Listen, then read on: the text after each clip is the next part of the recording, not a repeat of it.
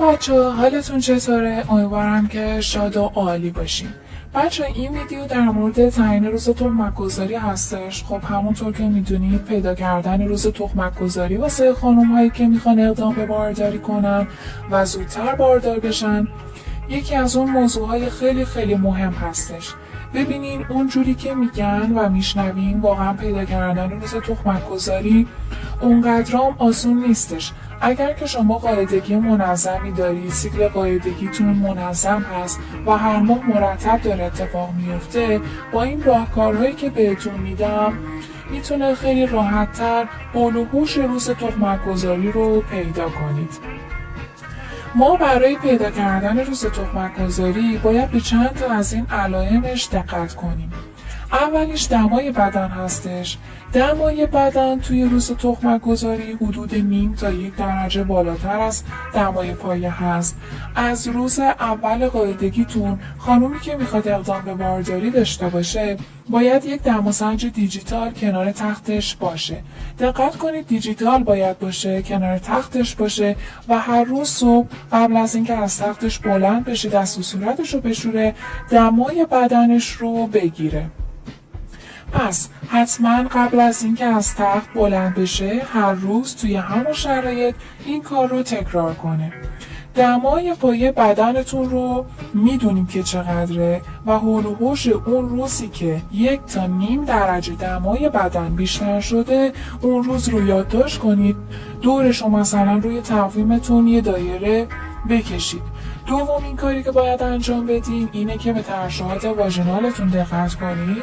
توی حول و حوش روز تخمک گذاری اینکه ترشحات خیلی کشسان و در واقع چسبناک میشه و یه حالت سفید بیرنگ میشه که بهش اصطلاحاً میگن سفیدی تخم مرغی. اینم بهش دقت کنید و اون روزی که این اتفاق میفته و ترشحاتتون این مدل تغییر میکنه بازم دورش رو توی تقویم دورش رو خط بکشین و یادداشت کنید. ما این کار رو باید 1 ماه انجام بدیم که حول و حوش روز تخمک گذاریمون دستمون بیاد. سومین کاری که میتونیم انجام بدیم استفاده از کیت‌های تخمک گذاریه. کیت‌های تخمک گذاری عین بیبی چک ها میمونه. شما میتونی از داروخونه تهیه کنین هر چند تا که میخواین و توی روزهای مختلف ازش استفاده کنید.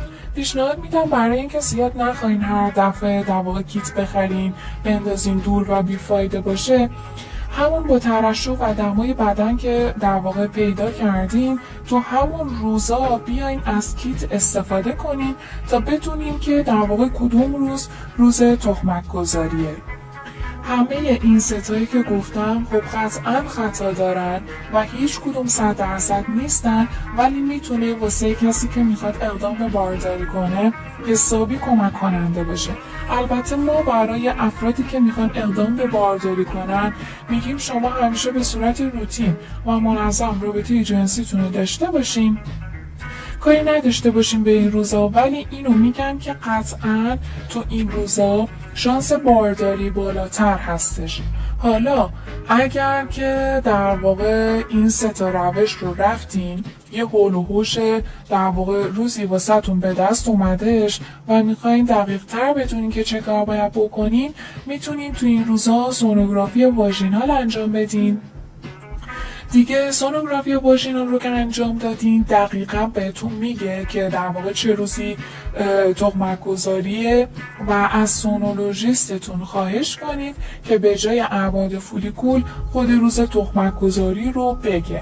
مثلا تا 72 ساعت بعد تخمک گذاریه یا مثلا همین امروز تخمک گذاریه و به این صورت در واقع شانس بارداریتون رو خیلی میتونید که بالاتر ببرید. حالا که حول و حوش روز تخمک گذاریمون رو میدونیم کی در واقع بهترین تایم واسه رابطه جنسی، گفتم قطعا شما باید به صورت روتین و منظم رابطه رو داشته باشین، اما به خاطر اینکه شانس در واقع لقا بالاتر بره با توجه به اون روز تخمک گذاری از 3-4 روز قبلش تا یکی 2 روز بعدش بهترین تایمیه که شما میتونید رابطه جنسی رو داشته باشین و اقدام رو برای بارداری انجام بدین. فکر نکنین با همون یک بار قرار باردار بشین و بعدش ناراحت بشین، چون باردار شدن نیاز به صبوری شما داره. یه نکته خیلی مهم، خانم هایی که سیکل قاعدگیشون منظم نیستش به این روش نمیتونن خیلی راحت روز تخمک گذاریشون رو پیدا کنن و حتما باید با درمانگرشون مشورت کنن تا روز تخمک گذاری رو بتونن پیدا کنن. امیدوارم که این ویدیو خیلی به دردتون بخوره. لایک و سابسکرایب کردن کانالمو یادتون نره بچه‌ها. دوستتون دارم. خدا حافظ.